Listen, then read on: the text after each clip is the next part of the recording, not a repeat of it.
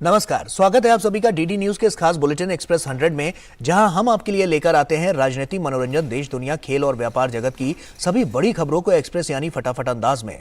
मैं हूं गौरव श्रीवास्तव, तो देखिए खबरें तेज रफ्तार से। आज विभिन्न राज्यों और केंद्र शासित प्रदेशों के अस्पतालों में मॉक ड्रिल का आयोजन किया जा रहा है ताकि कोविड-19 से जुड़ी किसी भी घटना से निपटने के लिए उनकी तैयारी सुनिश्चित की जा सके। मॉक ड्रिल में सभी जिलों में स्वास्थ्य सुविधाओं की उपलब्धता, क्वारंटाइन बेड की क्षमता, ऑक्सीजन की सुविधा वाले बेड, आईसीयू बेड और वेंटिलेटर बेड के साथ ही डॉक्टरों और अन्य स्वास्थ्य कर्मियों की अधिकतम उपलब्धता जैसे मापदंडों पर ध्यान केंद्रित किया जा रहा है। केंद्रीय स्वास्थ्य मंत्री मनसुख मांडविया आज दिल्ली के सफदरजंग अस्पताल में मॉक ड्रिल का जायजा लेंगे। केंद्रीय स्वास्थ्य राज्य मंत्री डॉक्टर भारती प्रवीण पवार पोर्ट ब्लेयर के जीबी पंत अस्पताल में मॉक ड्रिल में हिस्सा लेंगी और इसके अलावा राज्यों में वहां के स्वास्थ्य मंत्री मॉक ड्रिल अभियान का हिस्सा बनेंगे। केंद्रीय स्वास्थ्य मंत्री डॉक्टर मनसुख मांडविया ने कोविड स्थिति पर भारतीय चिकित्सा संघ IMA के साथ बैठक की। वर्चुअल माध्यम से हुई इस बैठक में कोरोना की ताजा स्थिति और उससे निपटने की तैयारी सहित कई मुद्दों पर चर्चा की गई। स्वास्थ्य मंत्री डॉक्टर मनसुख मांडविया ने चिकित्सा कर्मियों और विशेषज्ञों से सटीक जानकारी उपलब्ध करवाकर कोविड के खिलाफ लड़ाई में शामिल होने का आग्रह किया है। बैठक में टेस्ट, ट्रैक, ट्रीट, वैक्सीनेट यानी पर्याप्त जांच और टीकाकरण पर जोर दिया गया। प्रधानमंत्री नरेंद्र मोदी और यूक्रेन के राष्ट्रपति व्लादिमीर जेलेंस्की के बीच टेलीफोन पर बातचीत हुई। यूक्रेन के राष्ट्रपति ने G20 में भारत की अध्यक्षता के लिए अपनी शुभकामनाएं दी। प्रधानमंत्री मोदी ने खाद्य और ऊर्जा सुरक्षा जैसे मुद्दों पर विकासशील देशों की चिंताओं को आवाज देने सहित भारत की G20 अध्यक्षता की मुख्य प्राथमिकताओं के बारे में बताया। दोनों नेताओं ने द्विपक्षीय सहयोग को मजबूत करने के अवसरों पर चर्चा की। प्रधानमंत्री ने यूक्रेन के अधिकारियों से अनुरोध किया कि वे उन भारतीय छात्रों की शिक्षा जारी रखने की व्यवस्था करें जिन्हें इस साल के शुरू में यूक्रेन से वापस आना पड़ा था। दोनों नेताओं ने यूक्रेन में चल रहे संघर्ष के बारे में भी विचारों का आदान प्रदान किया। प्रधानमंत्री मोदी ने फिर दोहराया कि दोनों पक्षों को अपने मतभेदों का स्थायी समाधान खोजने के लिए बातचीत और कूटनीति पर वापस लौटना चाहिए। प्रधानमंत्री मोदी ने किसी भी तरह की शांति प्रयासों को भारत का समर्थन फिर से दोहराया और युद्ध प्रभावित लोगों के लिए मानवीय सहायता की भारत की प्रतिबद्धता का भरोसा दिया। राष्ट्रपति द्रौपदी मुर्मू तेलंगाना के दौरे पर हैं। दौरे के दूसरे दिन राष्ट्रपति आज हैदराबाद के केशव मेमोरियल एजुकेशनल सोसाइटी के छात्रों और संकाय सदस्यों को संबोधित करेंगी। राष्ट्रपति सरदार वल्लभ भाई पटेल राष्ट्रीय पुलिस एकेडमी का दौरा करेंगी, जहां वे भारतीय पुलिस सेवा के अधिकारी प्रशिक्षुओं को संबोधित करेंगी। हैदराबाद में राष्ट्रपति मिश्र धातु निगम लिमिटेड मिधानी की वाइड प्लेट का मिल का भी उद्घाटन करेंगी। दिल्ली NCR समेत पूरे उत्तर भारत में कड़ाके की ठंड पड़ रही है। सोमवार को दिल्ली NCR में पूरे दिन शीतलहर जारी रही। आज सुबह भी शीतलहर के कारण घना कोहरा देखने को मिला। मौसम विभाग ने उत्तर भारत में कड़ाके की ठंड को लेकर चेतावनी जारी की है। अगले कुछ दिनों में दिल्ली, उत्तर प्रदेश, मध्य प्रदेश, राजस्थान, पंजाब, हरियाणा व पहाड़ी राज्य उत्तराखंड, हिमाचल प्रदेश और जम्मू कश्मीर में कड़ाके की ठंड पड़ेगी। उत्तर प्रदेश के कई जिलों में शीतलहर का प्रकोप बरकरार है। पश्चिमी यूपी और बुंदेलखंड के इलाकों में इसका असर सबसे ज्यादा देखने को मिल रहा है। पहाड़ों पर हुई बर्फबारी और सर्द हवाओं ने ठिठुरन बढ़ा दी है। तापमान में भी गिरावट दर्ज की जा रही है। बीते कई दिनों से लखनऊ, अयोध्या, सीतापुर, बिजनौर, रामपुर आदि जिलों में कोहरे ने सितम ढा रखा है। वहीं गलन भरी सर्दी से लोगों का घर से निकलना मुश्किल हो गया है। सर्दी और कोहरे के चलते ज्यादातर जिलों में स्कूलों का समय भी बदल दिया गया है। वहीं ठंड से बचने के लिए लोगों को अलाव का सहारा लेना पड़ रहा है। वहीं कोहरे के कारण वाहन चालकों को भी समस्याओं का सामना करना पड़ रहा है। उत्तर प्रदेश के बरेली में शीतलहर से ठिठुरन काफी बढ़ गई है। उत्तराखंड के पहाड़ों पर लगातार बर्फबारी और ठंडी हवाओं ने बरेली में गलन बढ़ा दी है। पूरा शहर कोहरे की चादर से ढक गया। बरेली में ठंड बढ़ने के बाद रैन बसेरों में लोगों की संख्या में इजाफा हुआ है। लगातार गिरते पारे के कारण लोगों को आग जलाकर और रैन बसेरों के सहारे रात गुजारनी पड़ रही है। ठंड से लोगों को राहत पहुंचाने के लिए बरेली के जिलाधिकारी शिवकांत द्विवेदी ने रैन बसेरों में व्यवस्थाओं का जायजा लिया। साथ ही सर्द रातों में सड़क किनारे रहने को मजबूर लोगों को कंबल भी वितरित किया। हिमाचल प्रदेश की ऊंची पहाड़ियों पर बर्फबारी का दौर शुरू हो गया है। सोमवार को लाहौल और स्पीति जिले के शिंकुला दर्रा में ताजा बर्फबारी हुई। इसके साथ ही ठंड का प्रकोप भी लगातार बढ़ना शुरू हो गया है। बर्फबारी शुरू होते ही लाहौल स्पीति प्रशासन ने घाटी पहुंचे पर्यटकों को मनाली की ओर रवाना करना शुरू कर दिया, जिसके कारण मार्ग में कई जगहों पर जाम के हालात देखने को मिले। मौसम विभाग की ओर से 25 और 26 दिसंबर को ऊंचाई वाले क्षेत्रों में बर्फबारी की चेतावनी जारी की गई थी। हालांकि 25 दिसंबर को बर्फबारी देखने को नहीं मिली, लेकिन 26 दिसंबर को बर्फबारी का दौर शुरू हो गया। कर्नाटक सरकार ने राज्य के स्कूलों, कॉलेजों, मूवी थिएटरों, पब, रेस्टोरेंट और बार में मास्क पहनना अनिवार्य कर दिया है। एक आदेश में इन्फ्लुएंजा जैसी बीमारी ILI और गंभीर श्वसन संक्रमण SARI के मामलों में कोविड की जांच अनिवार्य कर दी गई है। दिशा निर्देशों में नववर्ष मनाने के दौरान कोविड से संबंधित प्रतिबंध भी लागू किए गए हैं। अग्निवीर योजना के अंतर्गत जम्मू कश्मीर से चुने गए अग्निवीरों का सबसे पहला जत्था प्रशिक्षण के लिए भारतीय सेना में शामिल हो गया है। उन्हें अग्निवीर सामान्य ड्यूटी तकनीकी, लिपिक और स्टोर कीपर तकनीकी तथा अग्निवीर ट्रेड्समैन के रूप में प्रशिक्षण के लिए सेना में शामिल किया गया है। शारीरिक जांच, मेडिकल जांच, लिखित परीक्षा और दस्तावेजों के सत्यापन सहित विभिन्न प्रकार की कठिन जांच प्रक्रियाओं से गुजरने के बाद लगभग 200 अग्निवीरों को चुनकर श्रीनगर के सेना भर्ती केंद्र से सेना की अलग अलग रेजिमेंटों के लगभग 30 प्रशिक्षण केंद्रों में भेजा गया है। उनका प्रशिक्षण 1 जनवरी से शुरू होगा। अग्निवीर योजना के लिए उम्मीदवारों का चयन और उन्हें प्रशिक्षण के लिए भेजने की प्रक्रिया स्थानीय प्रशासन के आपसी तालमेल और सम्मिलित प्रयासों से पूरी हुई। इसमें कश्मीर के संभागीय आयुक्त और उनके दल तथा चिनार कोर के निरंतर समर्थन के साथ साथ राष्ट्र निर्माण में सहयोग देने के लिए उम्मीदवारों का अपना समर्पण भी शामिल है। सड़क परिवहन से जुड़ी समस्याओं और कड़ाके की सर्दी के बावजूद उम्मीदवारों ने प्रशिक्षण केंद्रों पर समय से पहुंचकर शानदार जोश और उत्साह का परिचय दिया है। वे अगले 6 महीने में अग्निवीर की अपनी नई भूमिका निभाने के लिए तैयार हो जाएंगे।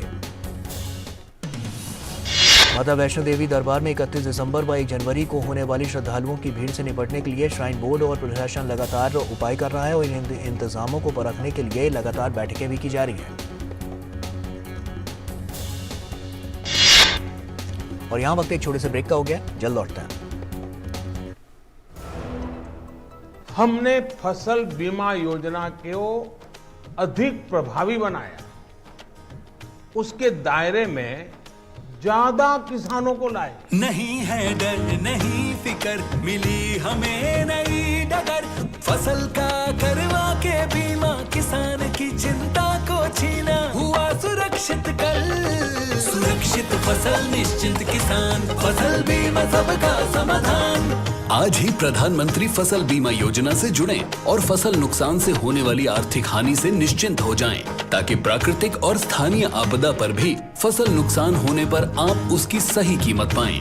प्रधानमंत्री फसल बीमा से जुड़ने के लिए आज ही नजदीकी कृषि कार्यालय, सहकारी समिति, बैंक शाखा, अधिकृत बीमा कंपनी या जन सेवा केंद्र में जाएं, क्योंकि सुरक्षित फसल निश्चिंत किसान। फसल बीमा सबका समाधान। कृषि एवं किसान कल्याण मंत्रालय, भारत सरकार। It's another 6. रिचार्ज, जल्दी रिचार्ज करा। ये क्या किया? मैच तो गया। पेमेंट कैसे करेंगे? टोकनाइज कार्ड से। टोकन? हाँ, ऑनलाइन पेमेंट के लिए RBI लाए हैं टोकनाइजेशन। एक बार कार्ड डिटेल्स, OTP, CVV डालकर टोकन जनरेट कीजिए। कार्ड भी सुरक्षित और बार बार डिटेल्स भरने की नो झंझट। वही सुविधा, अधिक सुरक्षा। ऑलराउंडर। वो की मैं। RBI कहता है कि जानकार बनिए, सतर्क रहिए।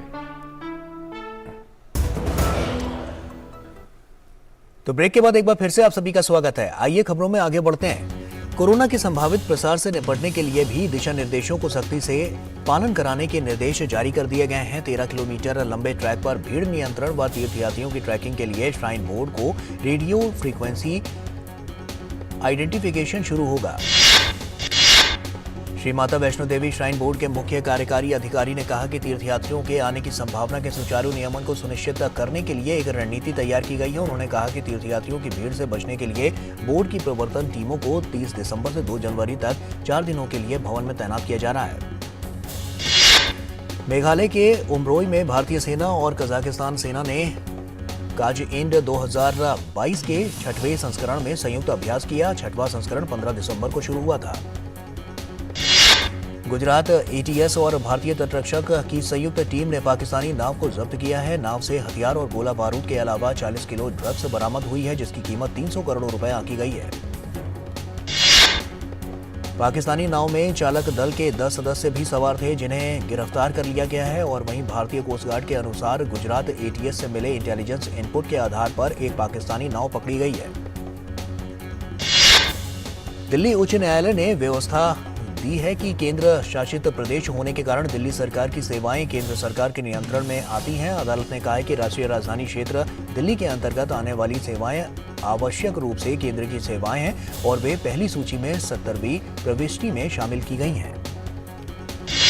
उच्च न्यायालय ने यह भी कहा है कि अन्य राज्यों के समान दिल्ली में राज्य लोक सेवा आयोग नहीं है। न्यायमूर्ति सिंह ने कहा है कि दिल्ली विधानसभा राज्य सूची की पहली, दूसरी और 18वीं प्रविष्टि और केंद्रीय सूची की 70वीं प्रविष्टि में आने वाले किसी भी विषय पर कानून बनाने के लिए पात्र नहीं है। राष्ट्रीय राजधानी दिल्ली सरकार अधिनियम 1991 के अनुच्छेद 41 के अनुसार उपराज्यपाल को इन मामलों में स्वविवेक के आधार पर काम करना चाहिए, न कि मंत्रिपरिषद की सलाह पर। भारत की सबसे बड़ी विद्युत उत्पादन कंपनी एनटीपीसी ने इटली स्थित मेयर टेक्नीमोंट समूह की भारतीय सहायक कंपनी टेक्नीमोंट प्राइवेट लिमिटेड के साथ एक गैर बाध्यकारी समझौता ज्ञापन पर हस्ताक्षर किए। इस समझौता ज्ञापन का उद्देश्य भारत में एनटीपीसी की परियोजना में वाणिज्यिक पैमाने पर हरित मैथनॉल उत्पादन की सुविधा विकसित करने की संभावना का संयुक्त रूप से मूल्यांकन करना और पता लगाना है। चालू वित्त वर्ष के पहले 8 महीनों में यानी कि अप्रैल से नवंबर 2022 के दौरान इस्पात सेक्टर का प्रदर्शन काफी उत्साहवर्धक रहा है। और वर्षांत समीक्षा 2022 रिपोर्ट के अनुसार वर्षांत समीक्षा 2022 रिपोर्ट में स्वदेशी परिष्कृत इस्पात का उत्पादन पिछले वर्ष की इसी अवधि के दौरान 73.02 मिलियन टन के मुकाबले 78.090 मिलियन टन रहा, जो 6.9% अधिक है। चालू वित्त वर्ष के पहले 8 महीनों अप्रैल से नवंबर 2022 के दौरान इस्पात सेक्टर में कच्चे इस्पात का 81.9 मिलियन टन रिकॉर्ड उत्पादन हुआ। कपड़ा विभाग की वर्षांत समीक्षा 2022 रिपोर्ट के अनुसार पीएलआई योजना के तहत अब तक लगभग 1536 करोड़ रुपए का निवेश किया गया है। सस्ती विमानन सेवा प्रदाता स्पाइसजेट के शेयरधारकों ने अजय सिंह को एक बार फिर से निदेशक बनाए जाने के प्रस्ताव पर मंजूरी दे दी है। सेबी ने कैपराइन फाइनेंशियल एडवाइजरी सर्विसेज और उसके भागीदारों को प्रतिभूति बाजारों से 3 साल के लिए प्रतिबंधित कर दिया। भारतीय रिजर्व बैंक ने कहा कि फर्जीवाड़े की जानकारी देने वाले मॉड्यूल को 1 जनवरी से उसकी निगरानी मंच दक्ष पर स्थानांतरित कर दिया जाएगा। रिलायंस जियो ने आंध्र प्रदेश में 5G सेवाएं शुरू कर दी हैं। वहीं रिलायंस जियो ने ऐलान कर ये जानकारी दी है।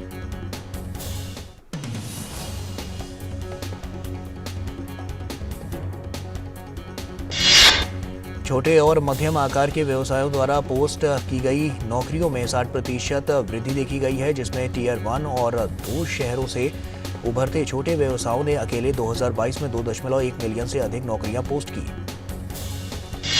टाटा सन्स के चेयरमैन एन चंद्रशेखरन ने कहा है कि अगले साल महंगाई के धीरे धीरे नरम पड़ने की उम्मीद है। भारत बेहतर स्थिति में है और तेजी से इकोनॉमिक ग्रोथ हासिल करने वाली बड़ी इकोनॉमी बना रहेगा। SEBI ने OFCD जारी करने में नियामकीय मानकों के उल्लंघन के मामले में सहारा समूह की एक कंपनी और उसके प्रमुख सुब्रत रॉय और अन्य अधिकारियों से 6.42 करोड़ रुपए की वसूली के लिए उनके बैंक एवं डीमैट खाते कुर्क करने का आदेश दिया। यूरोपियन बिजनेस ग्रुप ने भारत से 1500 सीसी के ऊपर वाली सभी लग्जरी और प्रीमियम कारों पर आयात शुल्क 50% घटाने की मांग की। वैश्विक निजी इक्विटी निवेशक एडवेंट इंटरनेशनल ने हैदराबाद की औषधि कंपनी सुवेन फार्मास्यूटिकल्स में बहुलांश हिस्सेदारी हासिल करने के लिए समझौता किया है। Centre for economics and business के अनुसार अगले 5 वर्षों के लिए भारत की वार्षिक वृद्धि दर 6.4% रहने की उम्मीद है। इसके बाद अगले 9 वर्षों के दौरान इसके बढ़कर 6.5% तक पहुंचने की संभावना है। ये 2022 में विश्व आर्थिक लीग तालिका में मौजूदा 5वें स्थान से 2037 तक भारत को वैश्विक रैंकिंग में 3रे स्थान पर ले जाने वाला है। सीबीआई ने आईसीआईसीआई बैंक के पूर्व सीईओ चंदा कोचर को और उनके पति दीपक कोचर से जुड़े लोन फ्रॉड मामले में वीडियोकॉन ग्रुप के चेयरमैन वेणुगोपाल धूत को गिरफ्तार कर लिया। देश की बड़ी डेयरी कंपनी मदर डेयरी की ओर से दिल्ली एनसीआर में दूध के दामों में ₹2 प्रति लीटर का इजाफा कर दिया गया है। कंपनी ने कीमतों में बढ़ोतरी के पीछे बढ़ती हुई लागत का हवाला दिया है और ये बढ़ोतरी आज से लागू हो जाएगी। मदर डेयरी की ओर से इस साल 5वीं बार दूध की कीमतों में इजाफा किया गया है। कंपनी दिल्ली एनसीआर में 30 लाख लीटर से अधिक दूध की आपूर्ति करती है।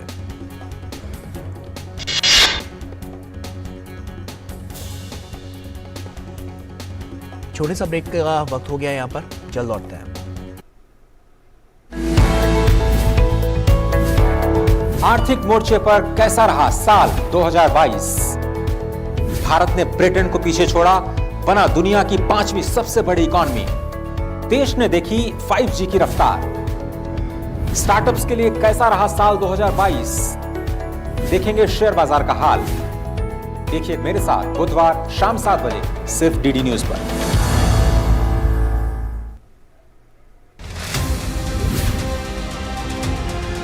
साल 2022 ने राजनीति के पटल पर गहरी छाप छोड़ी है। ऐसे 2 राज्यों में सत्ता परिवर्तन देखा जहां पर विधानसभा चुनाव भी नहीं हुए थे। प्रधानमंत्री जी ने कहा है कि मैं प्रधान सेवक हूं और सेवा के काम जनता के लिए करते आ रहे हैं, तो प्रो इनकम्बेंसी इससे दिखती है। 2022 का वर्ष भारतीय राजनीति में अभूतपूर्व संकेत देके गया। युवा ना तो जातिवाद के बहकावे में आते हैं न परिवारवाद। युवाओं का दिल सिर्फ विजन और विकास से जीत सकते हैं।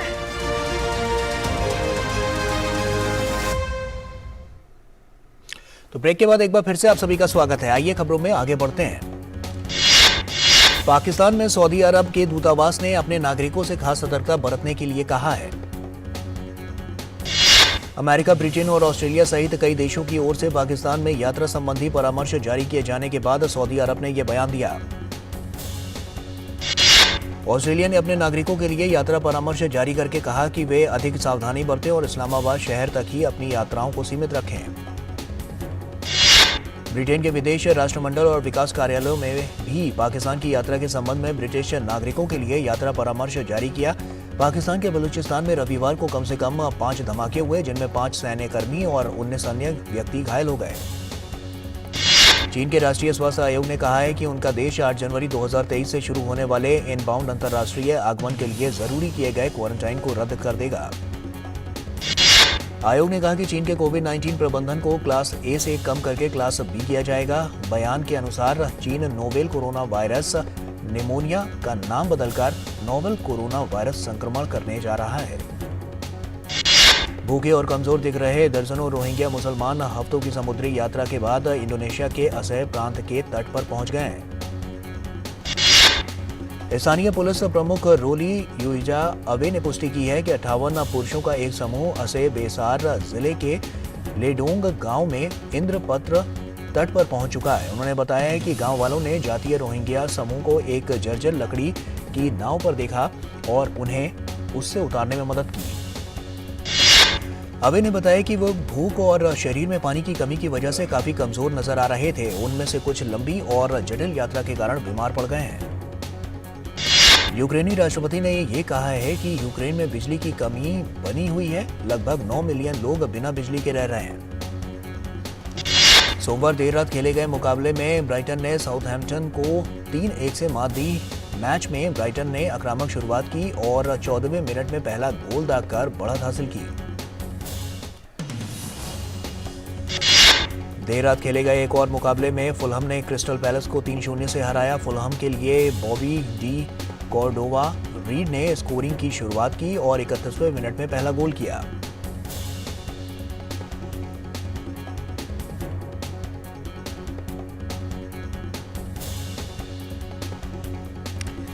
डच क्लब का कहना है कि लिवरपूल पीएसवी आइंटहोवन से नीदरलैंड के फॉरवर्ड कार्डी गॉकवो को साइन करने के लिए तैयार हो गया है।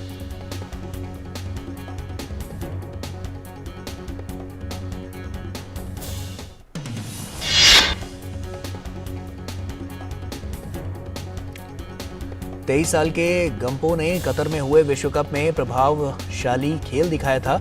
इस सौदे के लिए 40 से 50 मिलियन यूरो के बीच होने की उम्मीद है। पाकिस्तान और न्यूजीलैंड के बीच खेले जा रहे कराची टेस्ट में बाबर आजम ने शानदार बैटिंग करते हुए शतक जड़ा और ये उनका टेस्ट करियर का 9वां शतक रहा। दरअसल टेस्ट, वनडे और T20 तीनों फॉर्मेट मिलाकर एक कैलेंडर ईयर में बाबर सबसे ज्यादा रन बनाने वाले पाकिस्तानी बल्लेबाज बन गए हैं। ऑस्ट्रेलिया क्रिकेट बोर्ड ने ऑस्ट्रेलिया के पुरुष test player of the year award का नाम बदलकर महान स्पिनर शेन वॉर्न कर दिया है। बॉलीवुड अभिनेता नवाजुद्दीन सिद्दीकी ने यहां केंद्रीय गृह मंत्री अमित शाह से मुलाकात की और गृह मंत्रालय के अधिकारियों ने इस मुलाकात को शिष्टाचार भेंट बताया। बॉलीवुड अभिनेत्री अनुष्का शर्मा ने बायोपिक चकदा एक्सप्रेस की शूटिंग पूरी कर ली है। मध्य प्रदेश फिल्म शूटिंग के मामले में सेंट्रल हब के रूप में विकसित हो रहा है। यही कारण है कि देश के प्रसिद्ध फिल्म निर्माता निर्देशक प्रदेश फिल्म टूरिज्म पॉलिसी से प्रभावित होकर शूटिंग के लिए प्रेरित हो रहे हैं।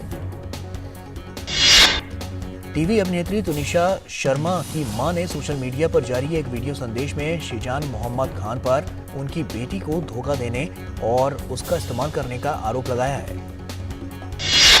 परिवार संग क्रिसमस का जश्न मनाने वाला एक वीडियो अमेरिकी रैपर कार्डी बी ने सोशल मीडिया पर साझा किया है। बाहुबली फेम प्रभास एक्शन में वापस आ गए हैं। हाल ही में राजा डीलक्स शीर्षक वाली मारुति निर्देशित फिल्म के सेट से लीक हुई तस्वीरों से ऐसा अंदाजा लगाया जा रहा है। जेम्स कैमरून निर्देशित अवतार द वे ऑफ वाटर साल की 5वीं सबसे ज्यादा कमाई करने वाली फिल्म बन गई है। नेटफ्लिक्स पर वीरदास का stand up comedy show Vir Das landing stream हो गया है और इस शो में वीरदास अपने कॉमेडी से दर्शकों का मनोरंजन करने वाले हैं। नेटफ्लिक्स पर Italian film 7 women and a murder 28 दिसंबर को स्ट्रीम होगी और ये एक कॉमेडी थ्रिलर फिल्म है। इसकी कहानी 7 महिलाओं के इर्द गिर्द घूमती है जो एक आलीशान घर में रहती हैं, मगर जब घर के मालिक का मर्डर हो जाता है तो ये सभी औरतें फंस जाती हैं। नेटफ्लिक्स पर राइज ऑफ एम्पायर ऑटोमैन का दूसरा सीजन 29 दिसंबर को स्ट्रीम किया जा रहा है और ये एक टर्किश सीरीज है। इसमें ऑटोमैन एम्पायर की स्थापना की कहानी दिखाई गई है। 30 दिसंबर को डिज्नी प्लस हॉटस्टार पर आर्या पार वेब सीरीज स्ट्रीम हो रही है। ये एक्शन थ्रिलर सीरीज है जिसमें परेश रावल के बेटे आदित्य रावल लीड रोल में है। सलमान खान आज अपना 57वां जन्मदिन मना रहे हैं। सलमान खान का जन्म 27 दिसंबर 1965 को बॉलीवुड के मशहूर लेखक सलीम खान के घर हुआ। सलमान खान ने वर्ष 1988 में फिल्म बीवी हो तो ऐसी से एक्टिंग की दुनिया में कदम रखा। सलमान खान ने कई बेहतरीन फिल्में सिनेमा प्रेमियों को दी हैं और जिनमें मैंने प्यार किया, हम आपके हैं कौन, प्यार किया तो डरना क्या, बजरंगी भाईजान, दबंग और एक था टाइगर प्रमुख हैं। और एक्सप्रेस न्यूज में फिलहाल अभी के लिए इतना ही। हमें दीजिए इजाजत। नमस्कार।